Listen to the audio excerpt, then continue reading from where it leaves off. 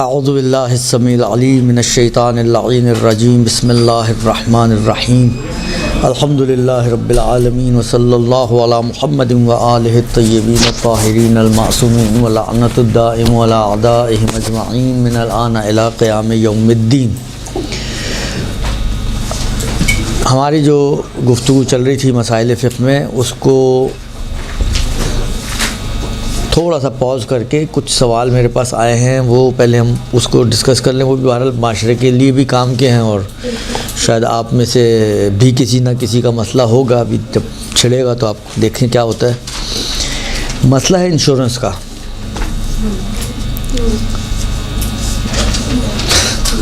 सबने लगता है पॉलिसियाँ ली हुई हैं। मसला है इंश्योरेंस का कि आया इंश्योरेंस, पहला तो सवाल यही पैदा होता है कि आया इंश्योरेंस करवाना जायज़ भी है या जायज़ नहीं है। फिर अगर जायज़ है तो फिर क्या उसकी सूरत हाल बनती है।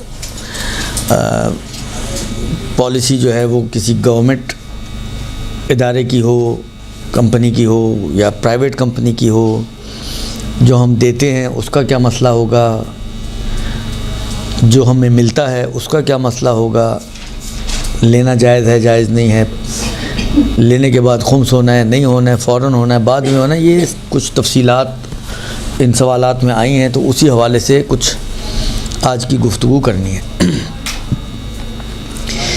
देखें, इंश्योरेंस जो है वो दो तरह की है। एक इंश्योरेंस होती है लाइफ इंश्योरेंस, जिसमें आपको देना होता है और अगर आप ज़िंदा बच गए तो मैच्योरिटी पे, और अगर खुदा ना खास्ता कहीं आपका इंतकाल बीच में हो गया तो आपकी डेथ की सूरत में एक अमाउंट जो है वो बीमा कंपनी जो है वो नॉमिनी को देती है। ठीक है, बीमा कंपनी वो अमाउंट नॉमिनी को देती है। ये है लाइफ इंश्योरेंस में, यानी इसमें जो रिस्क कवर्ड होता है वो आपकी ज़िंदगी का होता है कि अगर आपको कुछ होता है तो कुछ होने की सूरत में बीमा कंपनी एक सर्टेन अमाउंट आपके नॉमिनी को, अब वो चाहे आपने बीवी को नॉमिनी बनाया हो या मसलन औरत है तो शौहर को बनाया हो, बाप को बनाया हो, भाई को बनाया हो, औलाद को बनाया हो, जिसको भी नॉमिनी आप वहाँ पर अपॉइंट करते हैं उस नॉमिनी को देते हैं। ये इंश्योरेंस कंपनी में एक हिस्सा है उसका कि जो लाइफ इंश्योरेंस से ताल्लुक़ रखता है। अलैकुम अस्सलाम। दूसरा हिस्सा इसका, इसके अलावा जितनी भी इंश्योरेंसेस हैं लाइफ से हटकर, मतलब आपने अपने घर की इंश्योरेंस करवाई है, आपने अपने मोबाइल की इंश्योरेंस कराई है, आपने अपनी गाड़ी की इंश्योरेंस कराई है, आपने अपने गोडाउन की इंश्योरेंस कराई है, आपने अपने ऑफिस की इंश्योरेंस कराई है। ठीक है, लाइफ से हटके किसी भी चीज़ की आपने इंश्योरेंस अगर करवाई है तो उसमें भी यही होता है कि एक सर्टेन अमाउंट आप मंथली बेसिस पे या हाफ ईयरली बेसिस पे या सहमाही बेसिस पे या ईयरली बेसिस पे आप उसको कंपनी को दे रहे होते हैं। और एक साल में मसलन कंपनी ने आपके लिए आपकी जिस चीज़ की भी आपने इंश्योरेंस कराई है लाइफ से हटकर, गाड़ी की, बंगले की, दुकान की, गोदाम की, अपने माल की, अपने मोबाइल की, छोटी हो या बड़ी हो, वो उसकी तलफ़ होने की सूरत में यानी ज़ाया होने की सूरत में, चोरी होने की सूरत में, जो जो आपकी उसके अंदर एग्रीमेंट का हिस्सा बनती हैं चीज़ें, जिन जिन रिस्क्स को आप कवर करवाते हैं उसके अगेंस्ट वो आपसे एक सर्टेन अमाउंट ले रहे होते हैं। अब अगर साल के दौरान नॉर्मली ये वाली जो पॉलिसीज़ होती हैं सालाना रिन्यू होती हैं, मतलब गाड़ी की आपने करवाई है इंश्योरेंस, वो एक साल की होती है, साल बाद दोबारा से रिन्यू होती है, आप एक चेक और दे देते हैं, वो फिर उसको रिन्यू कर देते हैं, या जिस चीज़ की भी आपने इंश्योरेंस कराई होती है। तो साल के दौरान अगर कोई रिस्क जो आपका इंश्योर्ड है उसमें से कोई रिस्क आता है तो वो कंपनी उसको कंपनसेट कर देती है आपके लिए। तो ये दो तरह की, यानी इसमें क्या होता है, इस वाली इंश्योरेंस में आपने जिस चीज़ के अगेंस्ट इंश्योरेंस कराई है उसकी चोरी, उसका ज़ाया होना, उसका चोरी हो जाना वगैरह, किसी न किसी चीज़ के अगेंस्ट तो जब वो काम होता है तो उसके अगेंस्ट फिर कंपनी उसको भर देती है आपके खसारे को, ठीक है। तो ये दो तरह की इंश्योरेंस है, एक लाइफ और एक लाइफ से हटकर बाकी जितने भी हैं वो सब इसी दूसरी कैटेगरी में आती हैं। जहाँ तक दूसरी कैटेगरी का ताल्लुक़ है, जिसका ताल्लुक़ लाइफ से नहीं है, आपकी मौत और हयात से उसका रब्त नहीं है, बल्कि चीज़ों के हवाले से है, तो इसमें तो किसी किस्म का कोई इश्काल नहीं है, ये जायज़ है। और जो आप दे रहे हैं वो आपके एक्सपेंसेस हैं, यानी जो आप दे रहे हैं ये आपका उनके पास जमा नहीं हो रहा है,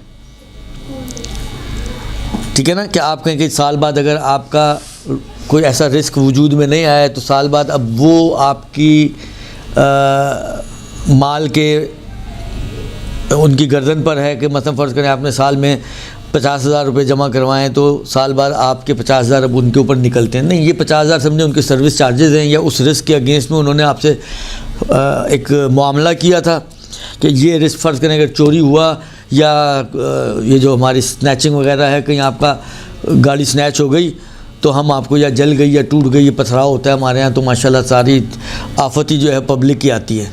रोना तो हमारा ये इतना शूर हमारे लोगों में नहीं है कि अगर फ़र्ज़ करें कोई मिसहैप होता है, फ़र्ज़ करें बेनज़ीर भुट्टो साहिबा इस दुनिया से तशरीफ़ ले गई तो वो तो गई, और उनके जाने पे कितनी बीमा कंपनियां जो हैं वो बैठ गई।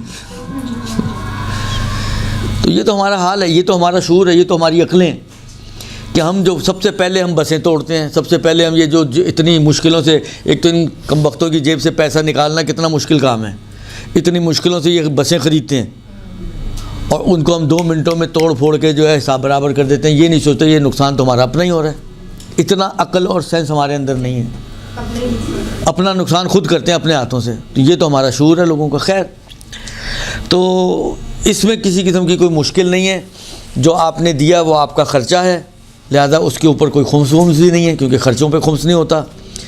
अगेंस्ट में आपको कुछ मिलना तो है नहीं कि आप कहीं जो मिल रहा है वो जायज़ है या जायज़ नहीं है। हाँ, जब जो रिस्क आपका था वो अगर वजूद में आया और उन्होंने उसकी कंपनसेशन दी है तो वो लेना जायज़ है, उसमें कोई मुश्किल नहीं है। लिहाजा इसके इस हिस्से में कोई इतनी बड़ी मुश्किल नहीं है। जो मुश्किल वाला मरहला है और मुश्किल वाला पोर्शन है वो है लाइफ इंश्योरेंस का, कि लाइफ इंश्योरेंस जो हम करवाते हैं और हमारे मरने की सूरत में या हमारे जीने की सूरत में वो एक सर्टेन अमाउंट, फ़र्ज़ करें आपने 20 साल वाली करवाई है और आपको मरने पे 20 साल आपके लवाहिकीन को या जो भी नॉमिनी है उसको दिए जाएंगे, या आप ज़िंदा रहे तो आप ही के हाथ में वो 20 लाख आ जाएंगे। तो इस 2-3 सवाल हैं। पहले तो ये कि आया ये जायज़ है या जायज़ नहीं है लाइफ इंश्योरेंस, एक ये सवाल है। दूसरा ये कि ये जो हम दे रहे हैं ये क्या है। आया फ़र्ज़ करें साल मेरा ख़त्म हो गया, खुम्स का साल आ गया, तो इस जो दिया हुआ माल है इस पर खुम्स होगा या नहीं होगा, ये दूसरा सवाल। तीसरा सवाल ये है कि वो जो दे रहे हैं 20 साल बाद वो लेना जायज़ है या जायज़ नहीं है। चौथा सवाल, अगर वो लेना जायज़ है तो उसकी खुम्स का क्या मसला होगा। पांचवा सवाल, वो जो दे रहे हैं आया फ़र्क कहीं पड़ता है कि वो देने वाली कंपनी गवर्नमेंट की हो या प्राइवेट हो, इसमें कहीं फ़र्क आता है या नहीं, सब दोनों का मसला एक ही जैसा है। ये 4-5 सवाल हैं जो इस हिस्से में लाइफ इंश्योरेंस के अंदर मौजूद हैं, कि जिसको जो अभी बयानात आपके सामने आएंगे, इन बयानात की रोशनी में ये सारे सवाल इंशाल्लाह कवर हो जाएंगे। जहाँ तक पहला सवाल है कि जायज़ है या जायज़ नहीं है, तो देखें, वैसे अगर आप देखें तो इस लाइफ इंश्योरेंस के बारे में मतलब आगा सिस्तानी को अगर हम लें या दूसरे फ़ुक़हा को भी लें, वो ये कहते हैं कि देखिए ये जो हिस्सा है लाइफ इंश्योरेंस वाला, उसको किसी न किसी शरई टाइटल के तहत आना चाहिए। अगर तो किसी शरई टाइटल में आ जाएगा तो फिर उसी के अहकाम उस पर जारी होंगे। अगर उन शराइत का ख्याल रखा जा रहा है तो ये ओके हो जाएगा, अगर उनका ख्याल नहीं रखा जा रहा है तो ये ओके नहीं होगा। वो डिपेंड करता है कि आप उसको क्या बना रहे हैं। आया आप उसको एक हिबा मशरूता बना रहे हैं या हिबा मशरूता या मुआवज़ा क्या होता है अभी मैं वजाहत देता हूँ, या आप उसको मुसालहत के बाब में लेके जा रहे हैं, या आप उसको कोई इन्वेस्टमेंट के अंडर में लेके जा रहे हैं, बिलाखिर कहाँ उसको आप इस पूरे कहानी को कि मैं 20 साल तक मसलन 10-10 हज़ार रुपये दूँगा और उसके अगेंस्ट चाहे मैं मर जाऊँ चाहे मैं जीता रहूँ, कंपनी जो है मुझे इस 20 साल के 10-10 हज़ार के अगेंस्ट मसलन फ़र्ज़ करें कि 25 लाख देगी। 20 साल तक मैं 10-10 हज़ार दूँगा और कंपनी क्या करेगी, 10-10 हज़ार तो मुझसे ले रही है लेकिन उसके अगेंस्ट 20 साल बाद मुझे 25 लाख देगी। तो ये जो एग्रीमेंट है मेरा, ये कहाँ फॉल करता है फ़िक़ही एतबार से, शरई एतबार से। जिस तरह मैं आपको एक मिसाल दूँ, जिस तरह बैंकिंग का मसला है, जब आप बैंकिंग की कहानी लेकर जाते हैं एक फ़कीह के पास तो सबसे पहले वो ये चेक करते हैं कि ये बैंकिंग के जो सिस्टम है, इस सिस्टम को अगर हम जांचें तो फ़िक़ह के किस टॉपिक में ये जाएगा। तो नॉर्मली फ़ुक़हा जो है बैंकिंग को फ़िक़ह के कर्ज़ के बाब में लेकर जाते हैं, क्योंकि जो आप दे रहे होते हैं आप मालिक तो नहीं बना रहे होते कि ये तुम्हारा माल हो गया। आप देते हैं कि ये माल मेरा है लेकिन रखना तुमने अपने पास है, ठीक है, और जब मुझे ज़रूरत पड़ेगी मैं तुमसे वापस भी ले लूँगा, तो वापस लेने का भी होता है। और जब तक तुम्हारे हाथ में तो तुम उसको यूज़ भी कर सकते हो। ये सारी खुसूसियात जब एक फ़कीह देखता है कि बैंकिंग में हो रही हो, कहते हैं ये कर्ज़ है। क्योंकि कर्ज़ में यही होता है कि आप किसी को माल देते हैं, आपने उसको तोहफ़ा नहीं दिया कि कहीं वो उसका हो गया माल आपका है जो उसने लिया है आपसे उधारा और इस्तेमाल भी करेगा, और जब आपका करारदाद होगी जो भी तय हुआ होगा उसके हिसाब से वो आपको वापस भी करेगा। यही सब कुछ बैंकिंग में हो रहा है। तो वो जब इसकी खुसूसियात देखते हैं तो कहते हैं कि ये बैंकिंग जो है वो फ़िक़ह के जो कर्ज़ का चैप्टर है ये उसमें जाके फॉल करता है। इसीलिए आप ये बहसें आती हैं कि जो हमने पैसा रखवाया इसका मतलब हमने कर्ज़ा दिया, अब वो उसके अगेंस्ट प्रॉफिट दे रहा है, तो कर्ज़े पे प्रॉफिट मिले तो ये तो सूद बन जाता है, तो उसको ठीक कर सकते हैं, ठीक नहीं कर सकते हैं। वो सारी कहानियाँ इसी वजह से आती हैं क्योंकि इसको कर्ज़े की निगाह से देखा जा रहा है। अब यही सवाल यहाँ पे भी है कि ये जो लाइफ इंश्योरेंस की सूरत हाल है, जो मामला हम कर रहे हैं उस कंपनी के साथ कि हम इतना देंगे, इसके अगेंस्ट 20 साल बाद अगर मैं मर गया तो पहले, या मरने नहीं मरा तो 20 साल बाद आप मुझे या मरने की सूरत में मेरे नॉमिनी को ये अमाउंट, सर्टेन अमाउंट देंगे, तो ये क्या बन क्या रहा है। पहले फ़कीह ये देखता है। दो इम्कानात मैं आपको इसके लिए पेश करता हूँ। मुमकिन है आप 2 से ज़्यादा भी बना सकते हो, लेकिन अभी समझाने के लिए और मतलब को हल करने के लिए मुमकिन है कि ये या तो वही बैंकिंग की तरह कर्ज़ बन जाए, क्योंकि ये जो आप दे रहे हैं तो आपकी नीयत ये तो नहीं होती क़तन कि आपने वो उसको उसी को दे दिया। आपके जो जहन में, यानी नॉर्मली जो माशरे के अफराद के जहन में है वो बैंक की तरह है कि जैसा मतलब बैंक में आपने रखवाया, बैंक आपको प्रॉफिट देता है। आपने लॉन्ग टर्म में रखवाया तो वो लॉन्ग टर्म बाद प्रॉफिट देगा आपको। बस आपने जो है 5 साल के लिए फ़िक्स करवाए हैं तो सही है, आपने 5 साल के लिए फ़िक्स करवाए हैं तो वो प्रॉफिट आपको उसी हिसाब से देता है, ठीक है ना। तो ये भी इस फ़र्क सिर्फ इतना है कि बैंक में आप जो डिपॉजिट्स होते हैं वो लॉन्ग टर्म, शॉर्ट टर्म इस तरह के होते हैं। यहाँ पर मंथली बेसिस पे आपको देना होता है या ईयरली बेसिस पे या 6 मंथ बेसिस पे, जो भी आपकी करारदाद है उसके हिसाब से आपको पे करना होता है। यानी एक साथ आपने डिपॉजिट नहीं करवाए हैं बैंक की तरह, यूँ समझें कि आप किस्तों में डिपॉजिट करवा रहे हैं। तो वो उस किस्तों में जो आप डिपॉजिट करवा रहे हैं वो उसकी सारी कैलकुलेशन करके कि हम इसको इन्वेस्ट करेंगे फिर प्लस होगा, ये वो एक अंदाज़ा दे देता है कि आप इतने जमा करवाएंगे, 5 लाख आप जमा कराएंगे 20 साल में, तो इस 20 साल में 5 साल जमा करवाने के नतीजे में हम आपको 25 लाख देंगे, ठीक है। तो वो इस तरह से कैलकुलेट कर रहा होता है। तो ये वही कर्ज़े वाली सिचुएशन बन जाती है, क्योंकि हमारी जो दे रहे हैं तो ना तो उसको हिबा कर रहे हैं, तोहफ़ा तो नहीं दे रहे हैं, बल्कि हम तो दे रहे हैं इस चक्कर में कि आज हम 5 देंगे तो कल 25 लेंगे, यानी 5 मुझे मेरे मिलेंगे और 20 मुझे एक्स्ट्रा मिलेंगे। ये नॉर्मल जो हमारे माशरे की जो जहन में एक थिंकिंग है उनकी इंश्योरेंस के हवाले से ज़ाहिरन ये है। तो ये बन जाता है कर्ज़। जब कर्ज बन गया तो वही बैंकिंग वाली कहानी शुरू हो जाएगी यहाँ पर सारी। आपने जो 5 लाख 20 साल में दिए हैं, ये 5 लाख आपकी अपनी मिल्कियत है। कर्ज में यही होता है ना कि जिसको मैंने कर्जा दिया होता है उतनी अमाउंट मेरी मिल्कियत उसके पास पड़ी हुई होती है। मतलब आपने मुझसे लिया 1000 रुपया कर्ज, ठीक है, तो वो 1000 रुपया कर्ज को मैंने आपको मालिक तो नहीं बना दिया कि ये आज से आपका हुआ, कर्जा दिया ना मैंने। तो कर्जा देने का मतलब है कि मेरे 1000 रुपये आपके पास पड़े हुए हैं, जो आपने मुझे मतलब अगले हफ्ते वापस करने हैं। उनका सर मैं अगले हफ्ते पैसे लाना भूल गई हूँ, अगले हफ्ते आपको वापस कर दूंगी मसलन, दुरुस्त। तो कर्ज में ये होता है कि मेरे पैसे उनके पास पड़े हुए हैं, मुंतहा जो उन्होंने एक टाइम पीरियड के बाद मुझे वापस करने हैं। यही हाल बैंक यानी इंश्योरेंस में भी है कि 20 साल में मैंने 5 लाख इनको कर्जा दिया है और 20 साल बाद ये इस कर्जे को सूद समेत मुझे वापस करेंगे। तो 5 लाख तो इसमें मेरा अपना है, तो क्योंकि ये मेरा अपना है और कर्जा दे रहा हूँ तो इस हिस्से पे कर्जे वाले अहकाम जारी होंगे। अब सवाल कि अगर आपने इससे हटकर भी किसी को कर्जा दिया हुआ तो खुम्स होता है उस पर या नहीं होता? बिल्कुल होता है, इसलिए कि जो माल आपने उसको दिया है वो आपकी बचत है। आपने तो अपने खर्चों में तो इस्तेमाल नहीं किया ना, वो तो आपने यूँ समझें उसको कर्जा दे दें या आप कहीं उठा के कुएं में डाल दें या कहीं आप लॉकर में जाके रख दें, एक साइड पे आपने रख दिया, आपने यूज़ नहीं किया तो वो आपकी बचत ही बचत है, तो यकीनन उसका खुम्स देना पड़ेगा। और आपने तो 20 साल से खुम्स दिया ही नहीं उस माल का, तो ऑटोमेटिकली जैसे ही ये माल आपके हाथ में आएगा, ये 5 लाख जो आपने अपना दिया हुआ है, तो ये इसका खुम्स वाजिब हो जाएगा फौरी तौर पर। यानी 5 लाख में से 1 लाख तो आपका चला गया खुम्स में। अब ये 4 लाख पाकीज़ा आपके अपने माल के आपके पास रह जाएंगे। ये तो हो गया उस माल का हिस्सा कि जो आपने दिया होता है इस पूरे 20 साल की मुद्दत में।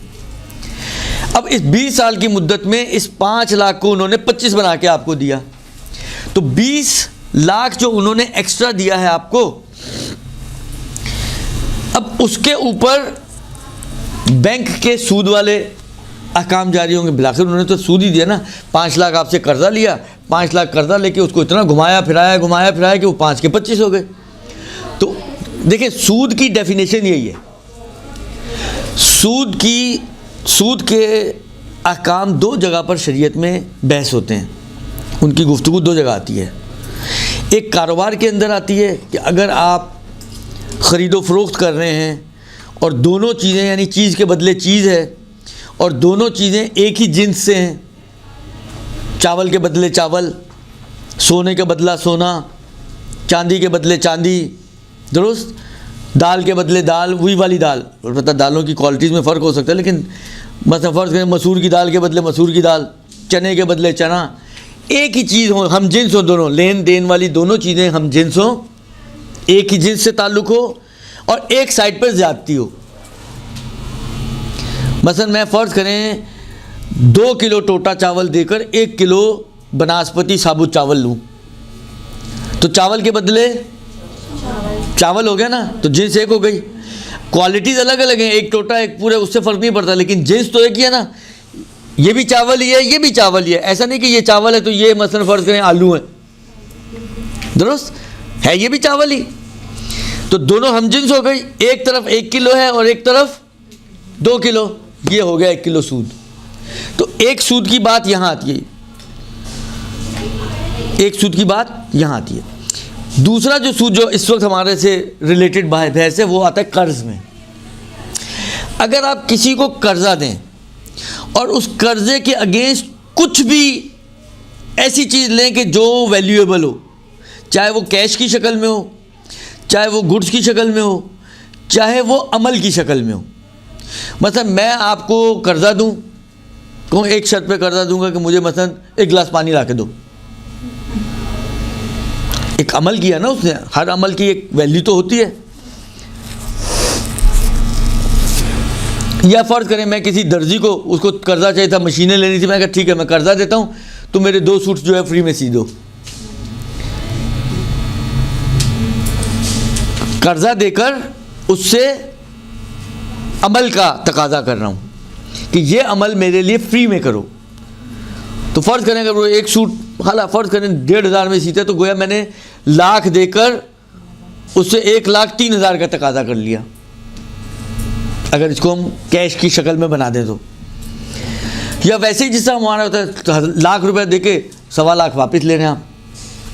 जहाँ पे भी कर्ज दें आप, और कर्ज कुछ मनफियत लेकर आया आपके लिए, कुछ नफ़ा लेकर आया आपके लिए, ये कर्ज हो जाएगा सूदी कर्जा और ये हो जाएगा हराम।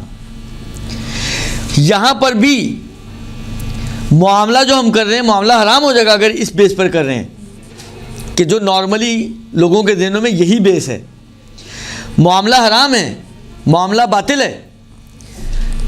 इसीलिए कहते हैं कि ये जो प्रॉफिट आपको मिल रहा है इसके ऊपर वही जो अहकाम बैंक के सूद के हैं वही अहकाम इस पर भी जारी होंगे। अब बैंक के अहकाम जो सूद के हैं वो 3 तरह के हैं। सामने जो आपको बैंक है जिसने आपको ये प्रॉफिट दिया है सूद के नाम पर, वो अगर प्राइवेट बैंक है, प्राइवेट मुस्लिम बैंक, तो आगा सिस्तानी फरमाते हैं कि अगर आपको इत्मीनान है इस बात का कि मालिक इसको इस्तेमाल करने पे राज़ी है, कि नॉर्मली होता ही है, वो देता ही इस्तेमाल के लिए, आपको वापस लेने के लिए तो नहीं देता ना, तो आप इसको इस्तेमाल कर सकते हैं, आपके लिए इस्तेमाल उसका जायज़ है। अगर सामने बैंक या हमारे बहस में बीमा कंपनी वो प्राइवेट मुस्लिम कंपनी है या बैंक प्राइवेट मुस्लिम बैंक है, तो जो आपके रखवाने के ऊपर, चाहे फ़िक्स डिपॉजिट्स हों, चाहे नॉर्मल जो आप रखवा लिए निकलवा लिए, रखवा लिए निकलवा लिए, वो हर रोज़ के ऊपर कुछ ना कुछ प्रॉफिट डालते हैं। मंथ एंड पर या ईयर एंड पर या 6 महीने बाद उन्होंने आपके अकाउंट में मसलन 5,000 रुपये प्रॉफिट डाल दिए, सही ना। तो ये प्रॉफिट जो बैंक दे रहा है आपको, उसका भी वही मसला है।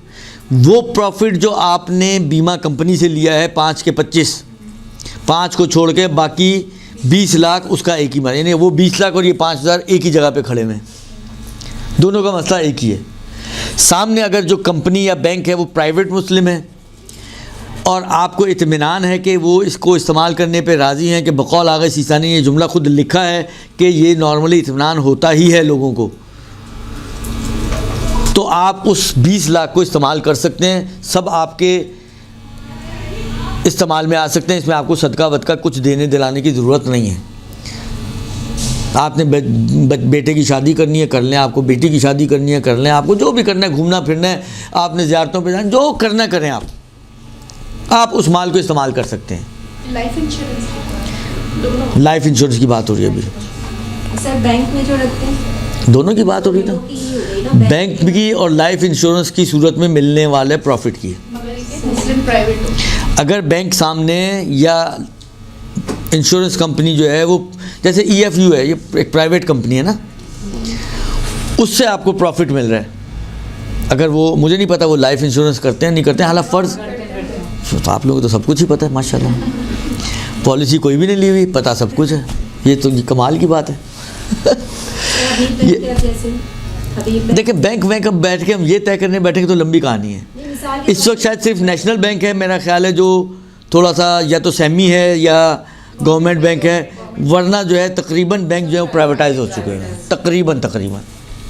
ठीक है, खुलासा कलाम ये कि अगर बैंक या ये बीमा कंपनी प्राइवेट मुस्लिम है तो इससे जो प्रॉफिट मिल रहा है, अगर आपको इत्मीनान है कि नॉर्मली होता ही है, आप उस पूरे प्रॉफिट को इस्तेमाल कर सकते हैं। अगरचे मामला आपका बातिल था, वो एक अपनी जगह पर है, लेकिन इस प्रॉफिट को आप यूज़ कर सकते हैं। देखिए ये जो जुमला मैं बार बार कह रहा हूँ, मैं नहीं कह रहा हूँ कि ये आपका माल है, उसकी वजह यही है कि मामला बातिल था, माल आपका नहीं है, लेकिन इस्तेमाल करने की इजाज़त है आपको, क्योंकि सामने वाले ने आपको दिया ही इस्तेमाल करने के लिए। जैसा फ़र्ज़ करें मैं आपको, जैसे आप जाते हैं किसी रिश्तेदार के घर में, दोस्त के घर में, उसने आपके सामने फ्रूट ला के रख दिया, चाय ला के रख दी, शरबत ला के रख दिया, हालांकि जो भी ला के रख दिया, सब चीज़ें तो काबिल जम नहीं है, चाय के साथ दूध शरबत कैसे पिए इंसान, लेकिन हालांकि कोई भी चीज़ ला के रख दी, तो उसने ला के जो रखी है आपको मालिक नहीं बनाया कि आप थैली निकालें जल्दी से एक बैग में से, सारा फ्रूट उसमें डालें, दूसरी थैली निकालें, बिस्किट उसमें डालें और बैग में डाल लें, इसलिए कि उसने आपको मालिक नहीं बनाया है, उसने आपके सामने रखे ताकि आप इस्तेमाल करें। हाँ, आप सारा खा जाएं, वो आंखें ज़रूर उसकी फटेंगी, लेकिन अब रख दिया है तो बेचारा भुगतेगा। हाँ, खाने के लिए रखा है तो भुगतेगा, ठीक है ना। तो ये खाने के लिए जो रखी है चीज़, ये आपकी मिल्कियत नहीं है। यही चीज़ बैंक में है और इस बीमे वाली कंपनी में है जो प्राइवेट है, कि वो जो उसने दिया है वो आपको इस्तेमाल के लिए दिया है। जैसा इसने फ्रूट आपके सामने रखा है खाने के लिए, इस्तेमाल करने के लिए, न कि ले जाने के लिए, उसने पैसा आपके हाथ में दिया कि जाओ शॉपिंग करके आओ, और आप चली गई शॉपिंग करने, और आप शॉपिंग करके आ गई, कुछ और चढ़ा के भी आ गई गर्दन पे। औरतों के लिए तो वही आखिर 20 लाख क्या है, दुरुस्त। तो ये आपके लिए इस्तेमाल जायज़ है, अगरचे आप उस माल की मालिक नहीं हैं, लेकिन इस्तेमाल कर सकती हैं। इस्तेमाल कर लिया तो कर लिया, खाया पिए, ऐश करें, जान बनाएं, ठीक है। ये उस सूरत में है कि अगर हमारी जो नॉर्मली राइज एक सिचुएशन है वो ये है कि हम देते हैं नफ़ा लेने के लिए, वो भी आके सब्ज़ बाग इसी तरह से कहते हैं कि आप 5 लाख देंगे, आप जैसे ही मरेंगे आपको 25 लाख आपके घर वालों को मिल जाएंगे। ज़िंदगी में तो आपने उनको कोई फ़ायदा दिया नहीं, चलो मर के ही दे दें थोड़ा सा। इंसान सोचता है हाँ यार ज़िंदगी तो ऐसे ही गुजार दी, बेचारी बेगम हमेशा शिकायतें ही करती रही, शॉपिंग नहीं करवाई, चलो मरने के बाद ही शॉपिंग कर लेगी। तो कहने का मकसद ये है कि ये अगर प्राइवेट मुस्लिम बैंक हो सामने, दूसरी मर्तबे के सामने कोई काफिर बैंक है। काफिर बैंक उस बैंक को कहते हैं कि जिसका असल सरमाया जो होता है वो और जो शेयर होल्डर्स उसके जो हैं, जो असल सरमाए में शेयर होल्डिंग करते हैं, वो सारे के सारे काफिर हैं, ठीक है। चाहे उसके अकाउंट होल्डर जो हैं वो मुसलमान भी हो, फ़र्क नहीं पड़ता, लेकिन शेयर होल्डर और असल सरमाया जो है वो काफिरों का हो, तो उसमें भी आप काफिर का माल रखने की नीयत से सारा माल, इसमें तो आप मालिक भी बन जाएंगे। आप ये नियत कर लें कि इस माल को मैं अपनी मिल्कियत में लेता हूँ, काफिरों के माल को उन्होंने दिया, आप अपनी मिल्कियत में ले लें, ये माल आपका हो गया, नोशे जान, खाएं पिएँ, ऐश करें, फिर से जाएं शॉपिंग पे, दुरुस्त। ये हो गई दूसरी सूरत कि अगर बैंक जो प्रॉफिट दे रहा है या बीमा कंपनी जो आपको मैच्योरिटी पे या डेथ की सूरत में अमाउंट दे रही है, वो आपको किसी काफिर कंपनी से मिल रहा है, तो उसका हुक्म ये हो जाएगा कि पूरे का पूरा माल आप मालिक बनने की नीयत से ले लें। नॉर्मल अकाउंट पे मिलने वाले प्रॉफिट पे भी यही हाँ, वो पूरे का पूरा माल आप उसको अपनी मिल्कियत में लेने की नीयत से रख लें और उसको इस्तेमाल कर सकते हैं। इसमें भी कुछ देना दिलाना किसी को भी नहीं है। अभी कौन सी मैंने बात ही ना कहाँ की है, अभी तो मैं हलाल कर रहा हूँ ये माल आपके लिए, पहले हलाल तो हो लेने। ये हो गई दो सूरतें। तीसरी सूरत ये है कि सामने जो कंपनी है, जिसका स्टेट लाइफ गवर्नमेंट की कंपनी है, या आपने नेशनल बैंक में वो डिफेंस सेविंग सर्टिफिकेट्स वगैरह लेके रखे हुए, ये गवर्नमेंट के इदारे हैं, ये आपको प्रॉफिट दे रहे हैं। ये ज़हन में रखें, इन तीनों सूरतों में वो जो मामला हमने किया था वो बातिल था। प्राइवेट वाली सूरत में आप मालिक नहीं बनती हैं लेकिन इस्तेमाल कर सकती हैं। काफिर वाली सूरत में आप उसकी मालिक भी बन सकती हैं। आप कस कर लें कि इसको मैं अपनी मिल्कियत में ले रही हूँ, ये आपका माल हो गया, अब वो आप उसको अपने हिसाब से इस्तेमाल कर सकती हैं। लेकिन इन दोनों सूरतों में किसी को देने दिलाने की कोई ज़रूरत नहीं है। तीसरी सूरत है कि सामने वाली कंपनी या बैंक जो है जिससे प्रॉफिट मिल रहा है आपको, वो है गवर्नमेंट की, जैसे स्टेट लाइफ, जैसे बैंक में अगर आप देखें तो मतलब नेशनल बैंक या डिफेंस सेविंग सर्टिफिकेट्स वगैरह, ये सारे जो हैं गवर्नमेंट के इदारे हैं, वो आपको प्रॉफिट दे रहे हैं।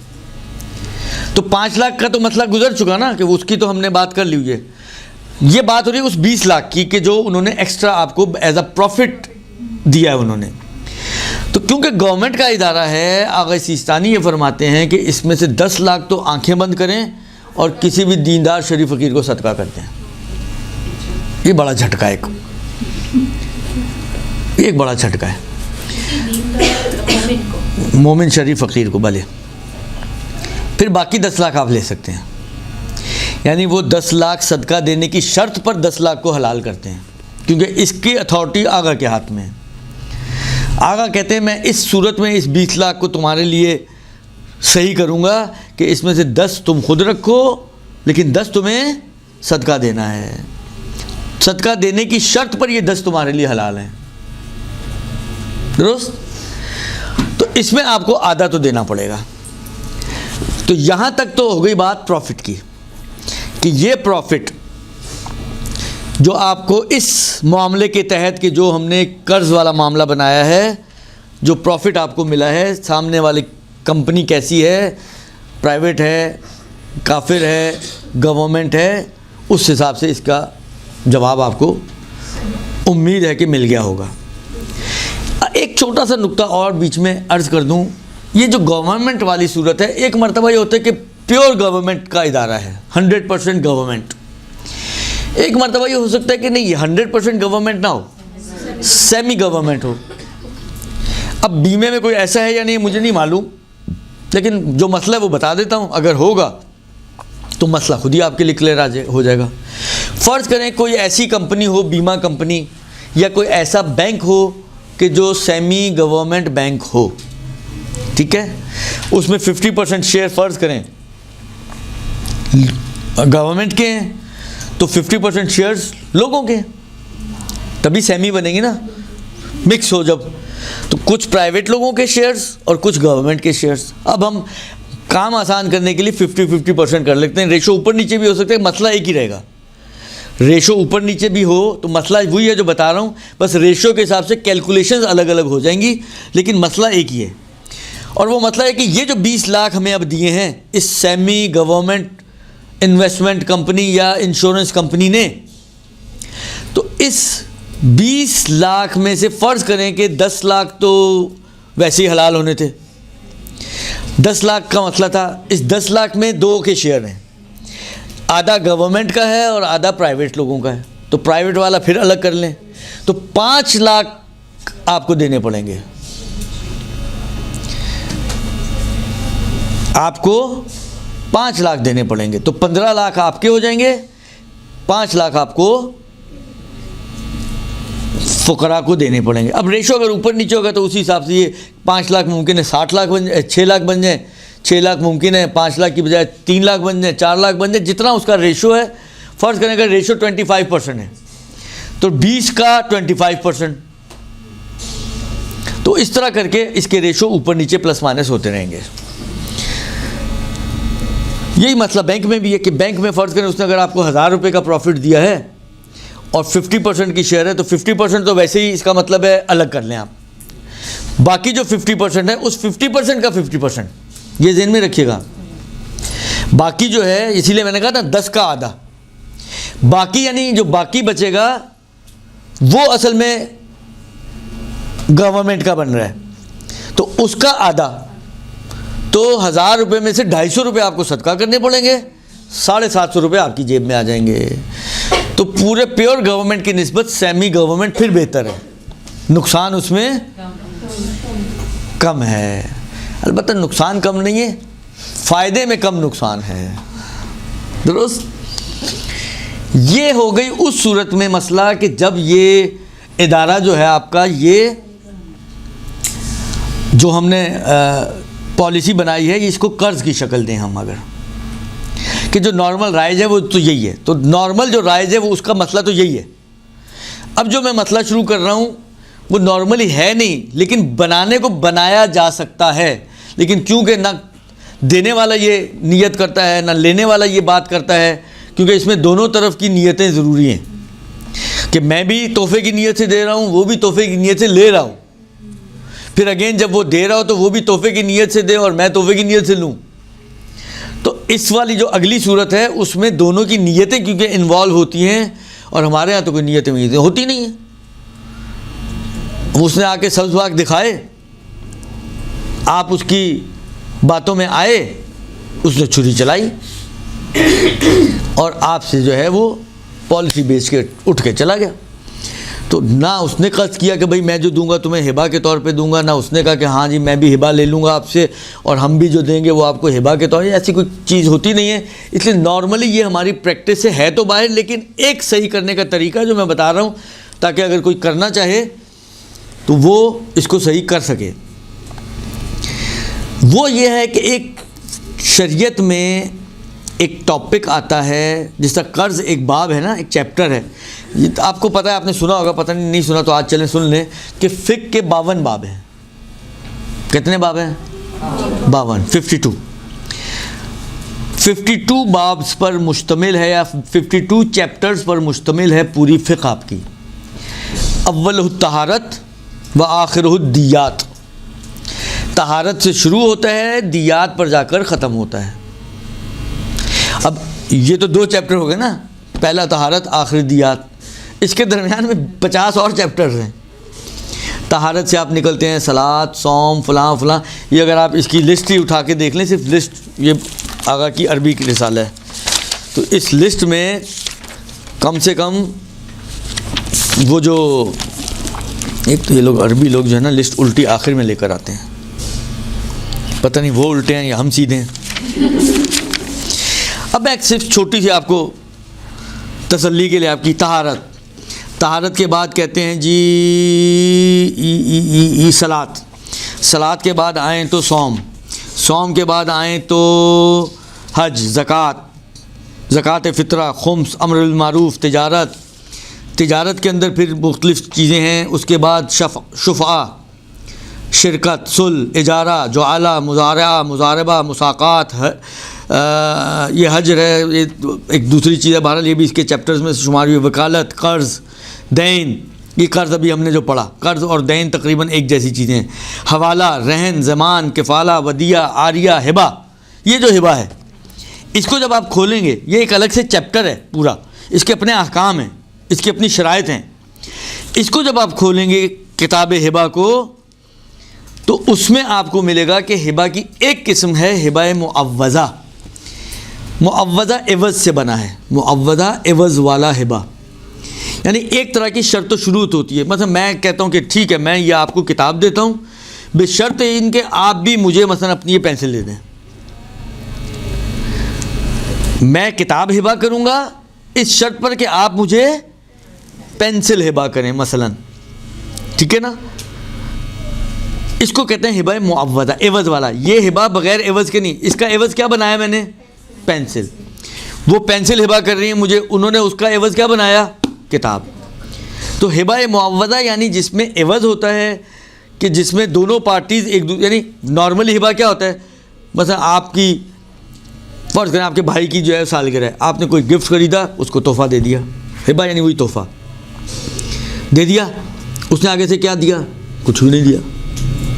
नॉर्मल हिबा ये वाला होता है कि आप किसी को कुछ देते हैं वापस लेने के बग़ैर, नीयत के बग़ैर उसको मालिक बना देते हैं, इसको कहते हैं हिबा।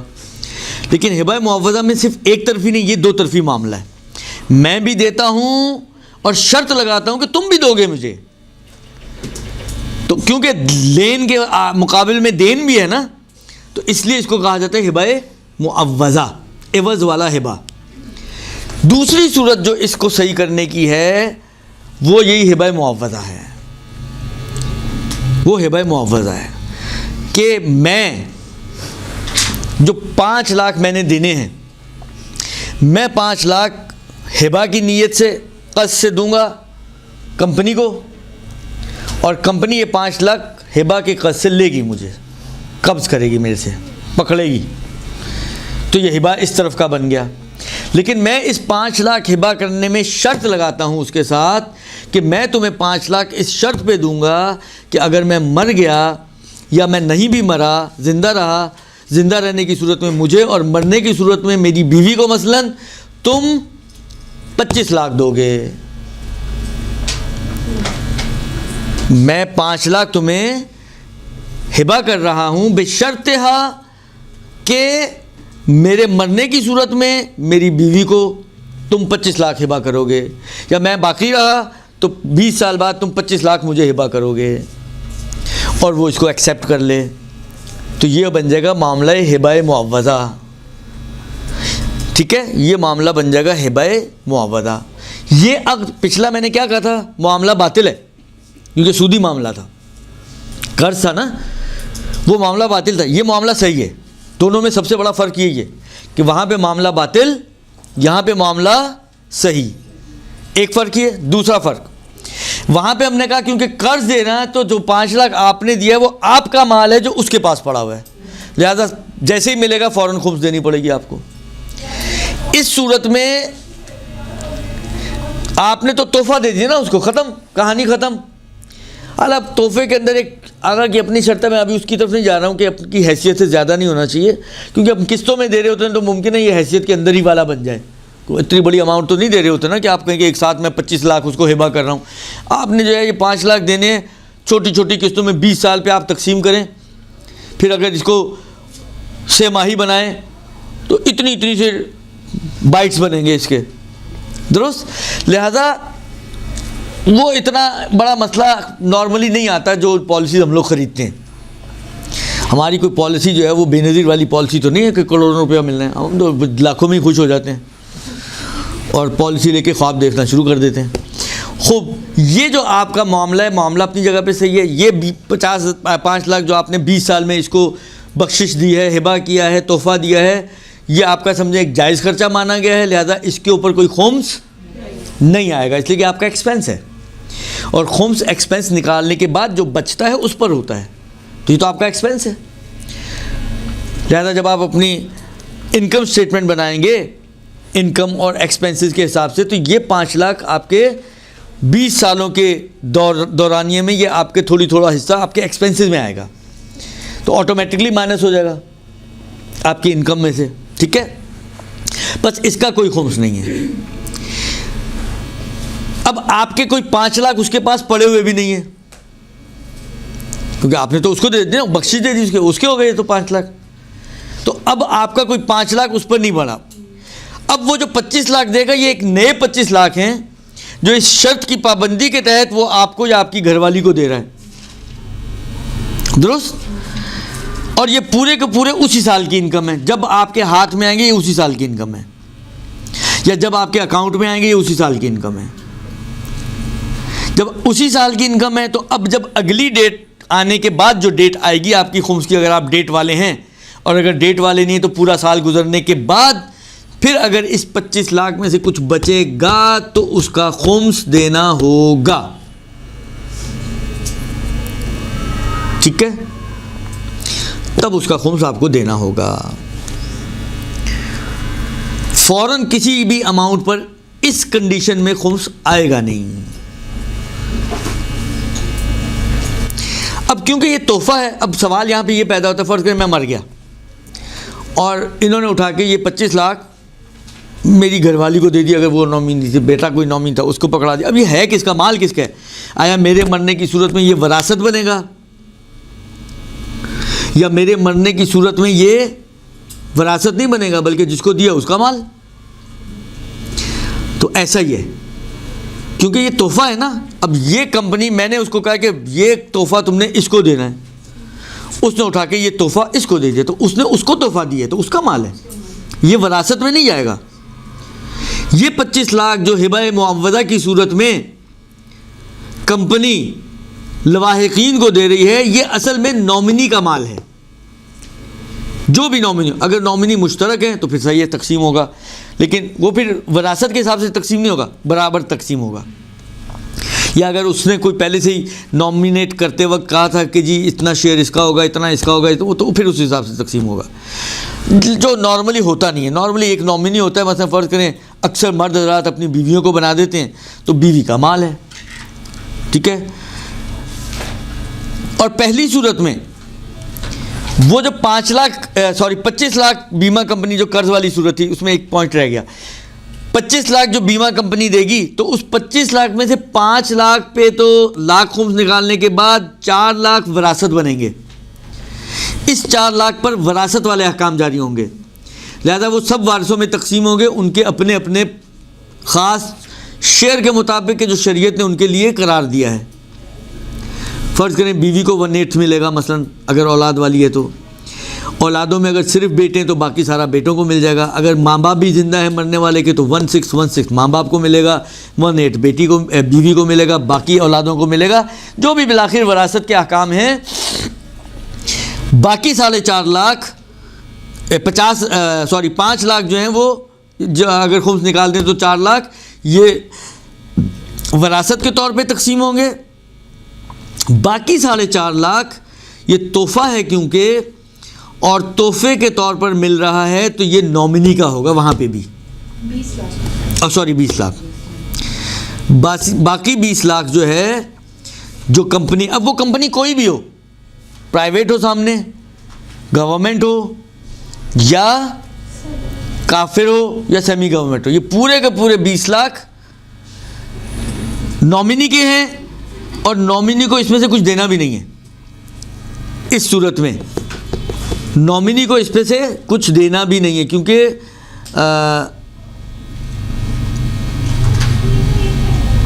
देखें कर्जे वाली सूरत में तो उसको देना होगा 50%। ये मैं दूसरी सूरत की बात कर रहा हूँ, असल में उसका भी मसला बीच में आ गया ना तो वो थोड़ा सा मिक्स हो गया।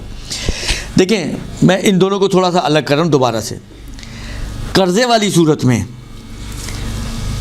जो अमाउंट मरने वाले की जेब से गई थी वो है वरासत, आला खुम्स निकालने के बाद, और जो कंपनी दे रही है वो है क्योंकि सूद है वो, लिहाजा उसमें वो जो मसला बताया वो अपनी तरह वो सही मसला है और उसी तरह चलेगा कि प्राइवेट में पूरा रख सकते हैं, काफिर में पूरा रख सकते हैं, गवर्नमेंट में 50% सदका देना पड़ेगा।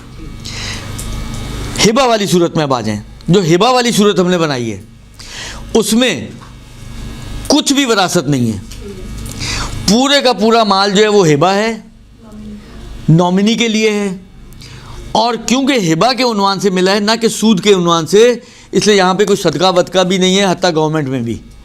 तो पूरे का पूरा माल चाहे प्राइवेट मुस्लिम हो, चाहे काफिर हो, चाहे गवर्नमेंट हो, चाहे सेमी गवर्नमेंट हो, चारों सूरतों में पूरे का पूरा माल नॉमिनी का है और इसमें से नॉमिनी को किसी को कुछ देने की भी कोई ज़रूरत नहीं है।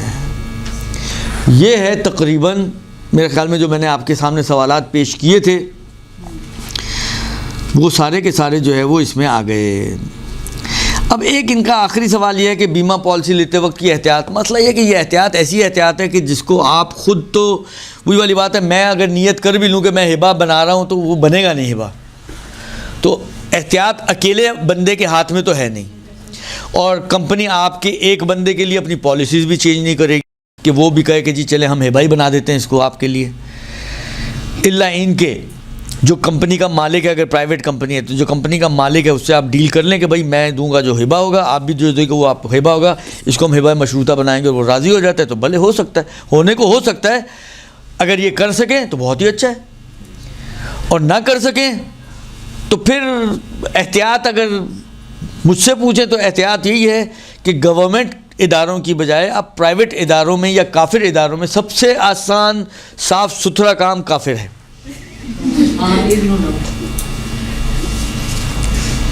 मजाक नहीं कर रहा हूँ, सबसे साफ, क्योंकि उसमें आप तमल्लुक की नीयत से ले सकते हैं, माल भी आपकी मिल्कियत बन गई और आप जो मर्जी करना चाहें, किसी को देना भी कुछ नहीं है, तो आसान है ना ये।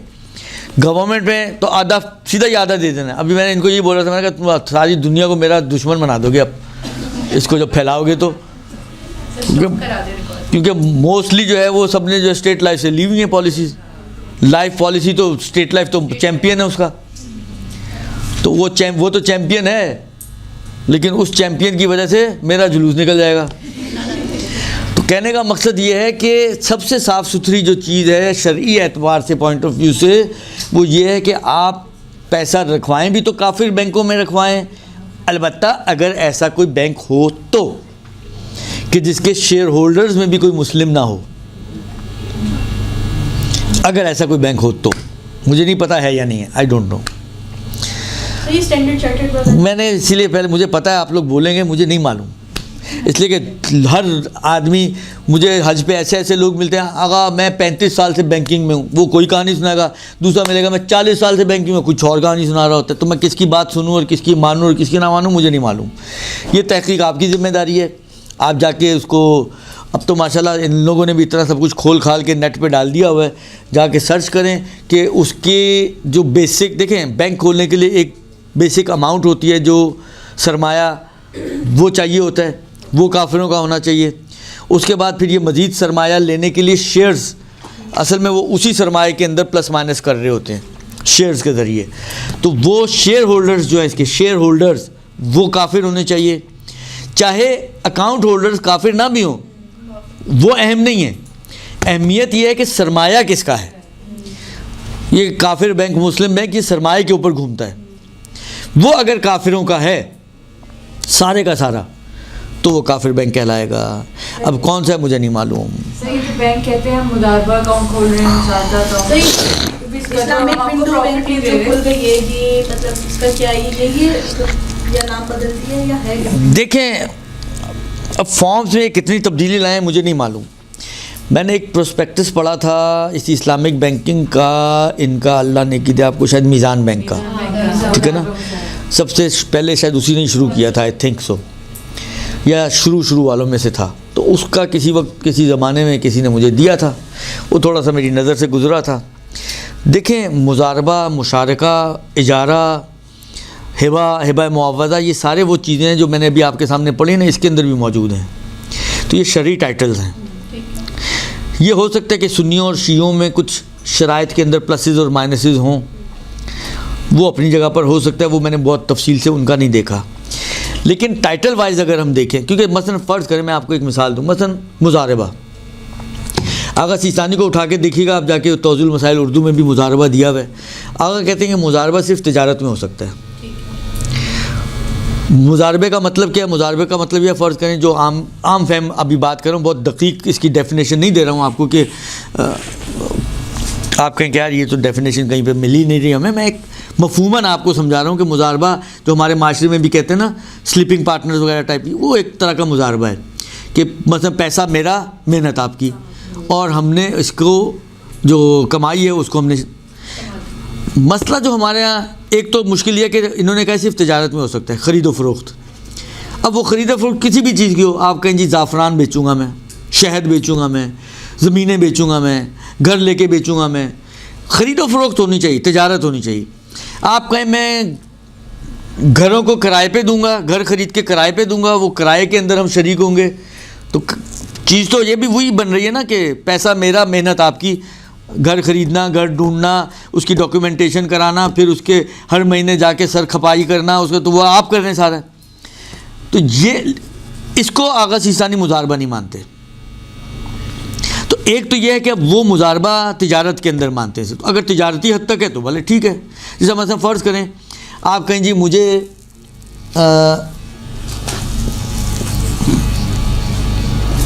पैसा चाहिए, मुझे कारोबार करना है, ख़रीदो फ़रोख्त, ज़मीनें ख़रीदूँगा, ज़मीनें बेचूँगा, या मतलब आप कहें जी मैंने सोना ख़रीद के सोना बेचना है, या ज़ाफ़रान ख़रीदूँगा, ज़ाफ़रान बेचूँगा, कोई भी चीज़, और वो आपको पैसा देते हैं कि पैसा हमारा, मेहनत आपकी, और मतलब इस रेशो से हम शरीक होंगे, तो ये मुजारबा बन जाएगा। लेकिन आप कहेंगे जी मुझे पैसा चाहिए ताकि मैं एक गाड़ी ख़रीदूँ और मैं जो हूँ उबर चलाना चाहता हूँ, तो ये ख़रीदो फ़रोख्त के लिए पैसा नहीं लगा रहे आप, ये आप समझें रेंट पर गाड़ी देने के लिए लगा रहे हैं ना, उजरत पे काम करने के लिए। तो आगा सिस्तानी के नज़र में ये मुजारबा नहीं बनेगा। अब इसको आप मुजारबे से ठीक करना चाहें तो नहीं होगा ठीक, आगा कहते हैं मामला ही बातिल है, ठीक है ना। तो डिपेंड करता है कि वो क्या कर रहे हैं। तो जहाँ तक अनावीन के हिसाब से देखें तो मुजारबा बिल्कुल शरई उन्वान है, मुशारका बिल्कुल नॉर्मली ये लोग मुशारका करते हैं। मतलब फ़र्ज़ करें ये लोन नहीं देंगे कभी भी आपको, इस्लामिक बैंकिंग में लोन नाम की चीज़ नहीं है, क्योंकि जहाँ लोन आया, अच्छा काम देखें, मैं पहले भी ये बातें अर्ज़ कर चुका हूँ कई दफ़ा कि देखें बाज़ औक़ात काम एक ही होता है, लेकिन आपका क़स्द, आपके इरादे, आपकी नीयत, आपके अल्फाज, ये सब चीज़ें बाज़ औक़ात दखालत देते हैं कि वो उसकी हैसियत तब्दील हो जाए, और हैसियत तब्दील होकर वो हराम काम हलाल हो जाए। अर्ज़ खिदमत ये है कि लोग कहते हैं यार ये तो बेवकूफ़ बना रहे हैं, तो आप चलें इतना बेवकूफ़ बन जाए, इस बेवकूफ़ बनने में कम से कम इम्कान तो है कि शायद आपकी गर्दन बच जाए। और आप एक गलत काम से बच जाएं, बेवकूफ़ी लग रही है ना, कर लें यार। जहाँ इतनी बेवकूफ़ियाँ हम लोग करते हैं ज़िंदगी भर में, हमाकतें, जब हम अपने, ये यकीन माने आप कभी बैठ के अपनी हमाकतों की लिस्ट बनाएं तो इतनी लंबी लिस्ट बनेगी कि जो आपने ज़िंदगी में अहमकाना हरकतें की हैं, फिर आप सोचें यार ये नहीं किया होता तो अच्छा था, होता या नहीं होता। तो जहाँ इतनी की हैं एक और सही। लेकिन ये हमाकत ऐसी है कि जिसमें इस बात का बहुत कवी इम्कान है कि आपकी आखिरत बच जाए और आप सूद में ना पड़ें। दुरुस्त, अल्फाज से चीज़ें चेंज हो जाती हैं, माहियतें चेंज हो जाती हैं। आप जैसा अभी मैंने कहा कि अगर आपने इसको हिबा मुआवजा में ले गए तो वो चीज़ मामला सही भी है, उसके अपने असरात हैं, और अगर कर्ज़ वाली सूरत में हो तो मामला ही बातिल है। चीज़ तो दोनों में एक ही हो रही है ना भाई। उसमें भी आपने 5 लाख दे के 25 लाख लेने हैं, हिबा मुआवजा में भी आपने 5 लाख दे के 25 लाख लेने हैं। क्या फ़र्क हुआ दोनों में? काम तो एक ही है दोनों सूरतों में, लेकिन टाइटल आप चेंज कर रहे हैं। एक पे कर्ज़ का टाइटल आ रहा है, एक पर हिबा का टाइटल आ रहा है। कर्ज़ के अंदर एक्स्ट्रा लेना हराम है, हिबा में एक्स्ट्रा लेना कोई हराम नहीं है। तो टाइटल के चेंज होने से अहकाम चेंज होते हैं। ये समझ नहीं आती मुझे कि जो पढ़े लिखे इंटेलेक्चुअल अपने आप को समझते हैं, उनकी समझ में ये बात क्यों नहीं आती, जबकि इतनी रोशन और वाज़ेह सी चीज़ है कि टाइटल चेंज होने से अहकाम चेंज होते हैं या नहीं होते हैं। ज़िना के टाइटल में जाएगा तो हराम है, निकाह के टाइटल में जाएगा तो हलाल है। दोनों सूरतों में काम एक ही होना है। ऐसा नहीं कि निकाह करके कोई दूसरा काम होना है और ज़िना में कोई अलग काम होना है, एक ही काम करना है, मुंतहा एक सूरत में हराम, एक सूरत में हलाल। ये चीज़ जब हम दूसरी जगह लेकर आते हैं कि जी आप यूँ कर लें, हिबा मुआवजा बना लें तो हलाल हो जाएगा, ऐसे देंगे जो कन्वेंशनल बैंकिंग है, आप पैसे रखवाएंगे, सूद हो जाएगा, हराम हो जाएगा। समझ में नहीं आती लोगों की। तो नियत करनी है इसमें कंपनीज वाले क्यों नहीं, मतलब इस चीज़ को? अब ये आप कंपनीज वाले से पूछिएगा ना। आप कोई जिस तरह वो दवाइयाँ बेचने वाले नहीं अपने नुमाइंदे बेचते, अब आप जाइएगा शरई चूरन बेचने के लिए आप जाइएगा। तो ये जो है मुजारबा हो, मुशारका हो, ये सब सही फ़िक़ही अनावीन है और शरीयत ने इनको ओके किया है। अब अगर हम इसीलिए ये लोन नहीं देते हैं, लेकिन इन्हीं में से कोई टाइटल में लेकर आएंगे, काम वही होगा। आपने लोन लेके गाड़ी लेनी थी और आपने गाड़ी लेकर मसलन इनको 15 लाख के 18 लाख देने थे, होगा अभी भी यही सब कुछ, जिस तरह उस निकाह वाली मिसाल में होना अभी भी वही कुछ है। लेकिन जब आपने इसको मुशारके की शक्ल दे दी तो वो जो उस वक्त हराम हो रहा था, सूद बन रहा था, अब वो सूद नहीं बनेगा। मुशारका में क्या करते हैं लोग, ये करते ये हैं कि मतलब फ़र्ज़ आपसे पूछेंगे जी कितने पैसे हैं आपके पास, कितना आप इन्वेस्ट कर सकती हैं अपनी गाड़ी के लिए, घर के लिए, जो भी प्लॉट के लिए, जो भी आपको चाहिए, कारोबार करना है उसके लिए। आपने कहा जी मेरे पास तो 5 लाख हैं और गाड़ी है 15 लाख की। कहा चलो 10 लाख हम डालते हैं, लेकिन लोन नहीं देंगे हम आपको, हम उस गाड़ी को मिलकर पार्टनरशिप में ख़रीदेंगे। 5 लाख में आप, 5 लाख आपका शेयर, 10 लाख हमारा शेयर, 15 लाख की गाड़ी हमने ख़रीद ली। 1:3 का रेशो हो गया, 1:2 का रेशो हो गया, नहीं 1:3 का, ठीक है ना, कि एक हिस्सा इनका तो हिस्से उनके। अब देखें उन्होंने कोई चैरिटी इदारा तो नहीं खोला हो ना कि खिदमत खल्क के लिए बैठे हुए थे, आपको परेशान हाल देखा, उन्होंने कहा हम दिल जला उनका, उन्होंने कहा हम आपकी खिदमत करते हैं। वो तो इतने आप देखें बिलाखिर इतना उनका, इतने बड़े इदारे होते हैं, ऑफिस होते हैं, इतने काम करने वाले होते हैं, इन सब का खर्चे निकालने उनको या नहीं निकालने। तो लेने तो हैं उन्होंने आपसे 15 के 10 के मतलब 15।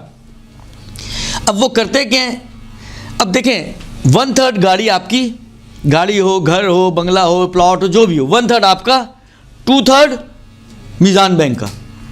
अब मीज़ान बैंक कहते हैं कि मैं अपना शेयर बेचना चाह रहा हूँ, तुम खरीदोगे? आपने कहा यार मेरे पास पैसे होते तो मैं पहले ही ना ले लेता। कहा किस्तों में दे दो पैसे मुझे। अब उसने क्या किया, जो भी उसको, भाई मेरी चीज़ है ना, ये मेरी किताब है, मैंने 100 रुपये की ख़रीदी, आपको अच्छी लगी, आपने कहा आगा ये बेच दे, मैं कहा 1000 रुपये की बेचूंगा, आपने कहा ठीक है दे दें। मैंने 1000 रुपये की इनको किताब बेची, 100 वाली किताब 1000 रुपये में बेच दी, कौन सा गुनाह किया मैंने? आपके जी 900 रुपये प्रॉफिट कमाया, मैं 9000 भी कमा सकता हूँ। प्रॉफिट के लिए कोई ख़ास शरह शरीयत ने नहीं बयान की, बात चीज़ें ऐसी होती हैं कि जब आप एक मार्केट में बैठे हुए होते हैं तो ऑटोमेटिकली बाउंड हो जाते हैं आप।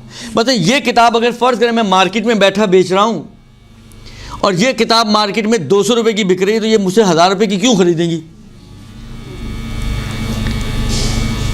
ऑटोमेटिकली 200 बन जाएगी ना इसकी प्राइस। ये जो 200 बन रही है इसकी प्राइस, ये इसलिए नहीं कि शरीयत ने मुझे बाउंड किया हुआ है कि मैं 200 से ज़्यादा नहीं ले सकता।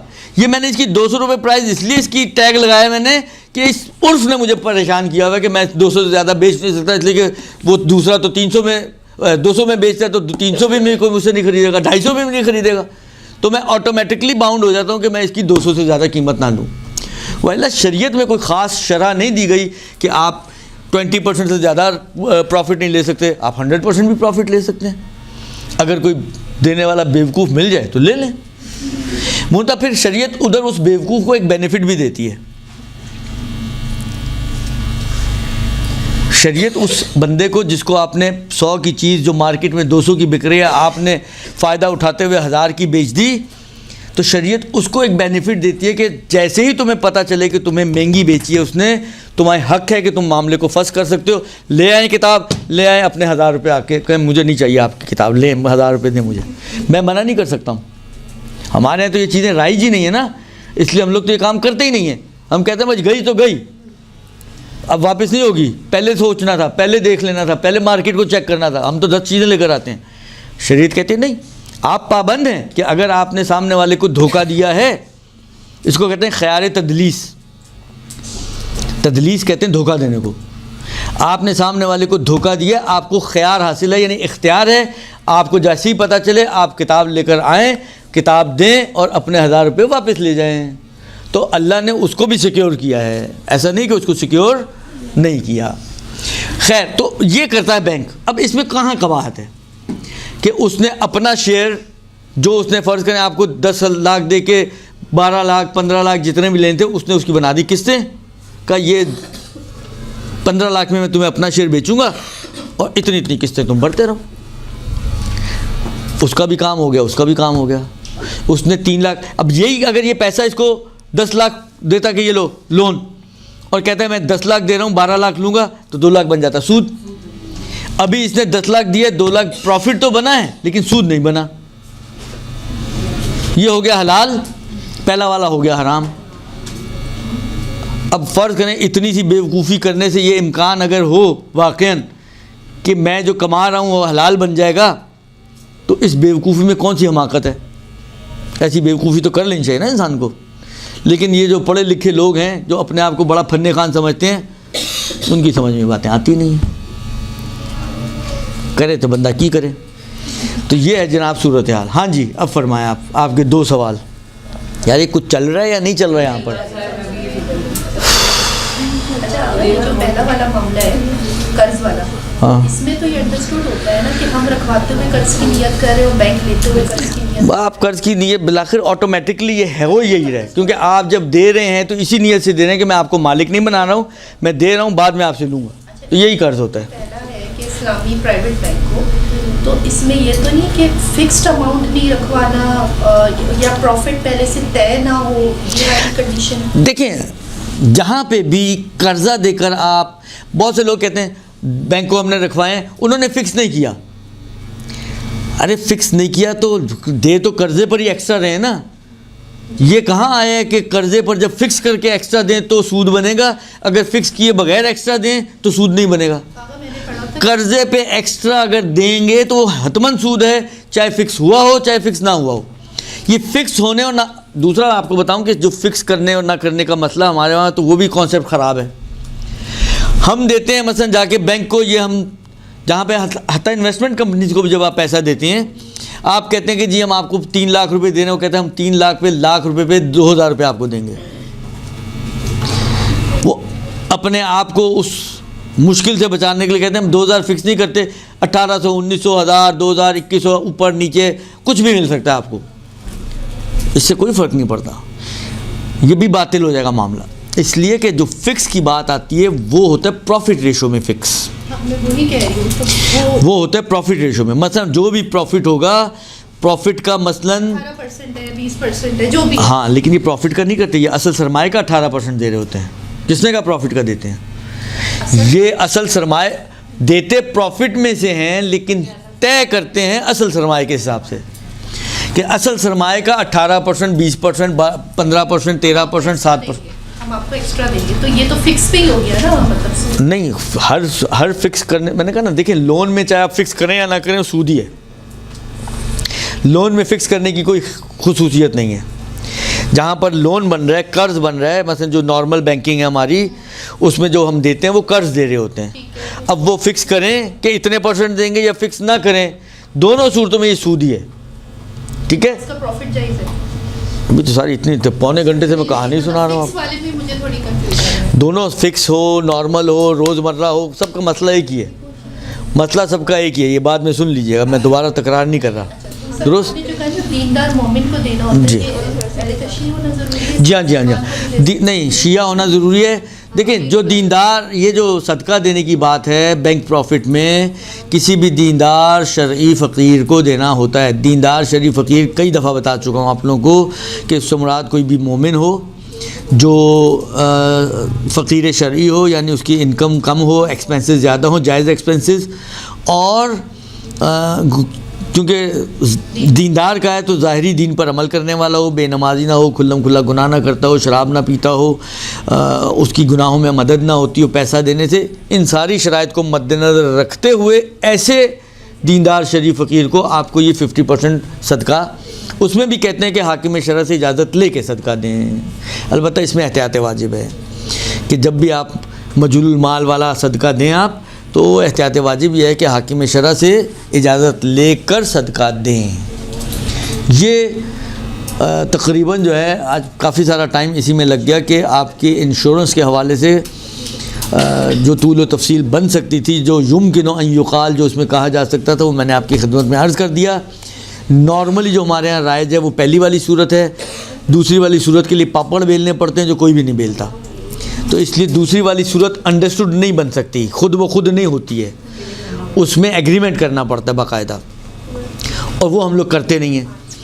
तो इसलिए मेरा अपना ज़ाती, जो अभी आप बोल रही थी, मेरा अपना ज़ाती ख्याल है कि पूरी बैंकिंग के निज़ाम को और पूरी जो है ये इन चीज़ों को एक छोटी सी ऊंच नीच से ठीक कर सकते हैं हम। छोटी सी, कोई लंबे चौड़े हमें पूरे फॉर्म्स आप कहिए सारे फॉर्म्स आए, इतनी लंबी चौड़ी कहानी में पढ़ने की भी ज़रूरत नहीं है। एक छोटी सी चीज़ आपको चेंज करेंगे तो आपकी जो है ऑटोमेटिकली सारी कहानियाँ ख़त्म हो जाएंगी। लेकिन अब वही वाली बात है ना, इनकी समझ में आएगा तो करेंगे। ये लोग तो अपने आप को फन्ने खान समझते हैं कि इनसे ज़्यादा इन चीज़ों को समझता कौन है, तो इसलिए फिर इसको ये चीज़ें ऐसी ही रह जाती हैं। लेकिन बहरहाल शरीयत ने जो अपनी सूरतें बताई हैं वो अपनी जगह पर मौजूद हैं, उसके हिसाब से हम कर सकते हैं। तो ये तो हो गया आपका यहाँ तक का मसला। चलें, 4-7-8 मिनट हैं, कोई सवालात हो तो आप पूछ लें। सर, एक टाइम था जब NIT बड़े मार्केट में इन हुए थे, तो जैसे ख़ानदान के बड़े थे सब ने लिए थे NIT। अब इसमें जैसे मसला है कि सेमी प्राइवेट गवर्नमेंट जो इशू करती है उसमें से आधा आपको देना होता है, तो ये मसला भी हमारे घर में कुछ पहले भी उठा था कि जो हम इस्तेमाल कर चुके हैं, आधे की आधा अभी भी आपकी गर्दन पर है ना? बिल्कुल है। यानी अगर किसी ने ये गवर्नमेंट प्रॉफिट का आधा नहीं दिया हुआ, या बहुत से लोगों ने डिफेंस सेविंग सर्टिफिकेट लिए हुए हैं, उसका उनको मंथली प्रॉफिट वगैरह मिलता है, सारे ही खा जाते हैं। तो अगर आधा नहीं दिया हुआ तो आधा आप जहाँ निकलाएं, स्टेटमेंट निकालें कितना आया, उसका आधा आपकी गर्दन पर अभी भी है। वो आप जब तक देंगे नहीं उस वक्त तक आपकी गर्दन आज़ाद नहीं होगी। अगर ये फिक्स वाला जो है ना, इससे कर्ज हम किसी को दे और फिर हम कहें तुमने हर हाल में इतना, तो वही बात होगी, सूदी हो गया ना ये कि भाई तुमने हर हाल में इतने देने हैं। फिक्स वाला क्या? कि अगर हम फिक्स हम प्रॉफिट तय कर लें, मेरी बहन, मैं अर्ज़ तो कर रहा हूँ, कर्जा देने में प्रॉफिट को फिक्स करने या न करने का कोई असर नहीं है। फ़र्ज़ करें मैं आपको 10 लाख रुपए कर्जा देता हूँ और शर्त करता हूँ कि भाई जब आप वापस करेंगे तो कुछ बढ़ा के दीजिएगा, इतने ना दीजिएगा, और मैंने कुछ नहीं फिक्स किया कि क्या है, तो ये भी सूद है, ये भी सूद है। और मैं ये कहूँ कि जी 10 लाख दे रहा हूँ, मुझे 11 लाख चाहिए, तो ये भी सूद है।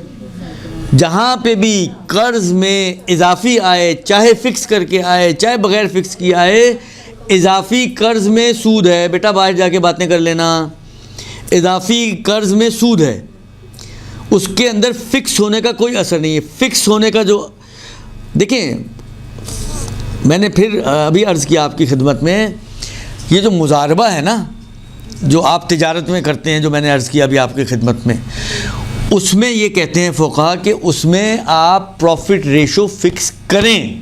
अच्छा। नहीं करेंगे तो गलत है, मामला बातिल है। मुंतब प्रॉफिट रेशो, प्रॉफिट अमाउंट नहीं। आप कहें उसमें, देखें मुजारबे में जिस तरह आपकी शेयरिंग प्रॉफिट में होती है, उस तरह आपकी शेयरिंग लॉस में भी होती है। वो प्रॉफिट लॉस शेयरिंग होती है, ठीक है ना। मसलन मैंने 10 लाख किसी को दिए कि आप तिजारत करें, इससे ख़रीदो फरोख्त करें, आलू लेके बेचें मसलन, तो जो भी प्रॉफिट होगा, प्रॉफिट का मसलन 50% आपका, 50% मेरा, या प्रॉफिट का मसलन फ़र्ज़ करें 40% आपका, 60% मेरा, 30% आपका, 70% मेरा, 30% मेरा, 70%, जो भी रेशो तय हो, ये तय करना ज़रूरी है मुजारबे में। ये प्रॉफिट रेशो, प्रॉफिट रेशो, ना कि सरमाए के ऊपर रेशो। सही है, ये सही है। हमारे यहाँ जो मुजारबे के नाम पे भी जो तमाशे होते हैं, उसमें होता यही है कि आप देते हैं, कहता है मैं लाख पे 3,000 दूंगा आपको, लाख पे 3,000, प्रॉफिट पे 3,000 नहीं। प्रॉफिट पे 3,000 तो वैसे ही तय करना सही नहीं है, वैसे ही मामला बातिल हो जाएगा। प्रॉफिट में भी रेशो तय करना है आपको, ठीक है ना। और अगर आप प्रॉफिट रेशो की बजाय असले सरमाए पे रेशो या रेशो बनाएं, या जो भी बनाएं, आप वो रेशो ही होता है ना, 15%, 12%, 13%, 10%, 9%, 8%, वो जायज़ नहीं है, वो मामला ही बातिल है। असले सरमाए की तो बहस ही नहीं है कि उस पर कुछ तय होना चाहिए।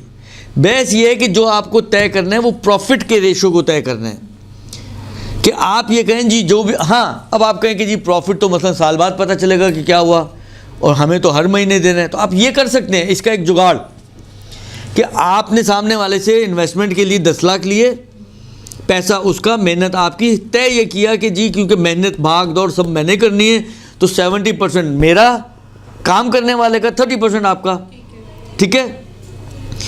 अब एक अंदाज़ा लगाएं कि 10 लाख पर 30% प्रॉफिट कितना बनना चाहिए। जो बिलाखिर हर शख्स जब कारोबार करना चाहता है या कोई भी तिजारत करता है, एक उसकी फिजिबिलिटी तो बनाता है ना। उसने अंदाज़ा लगाया कि जी अंदाज़न मंथली 30% जो है वो 3,000 बनेगा।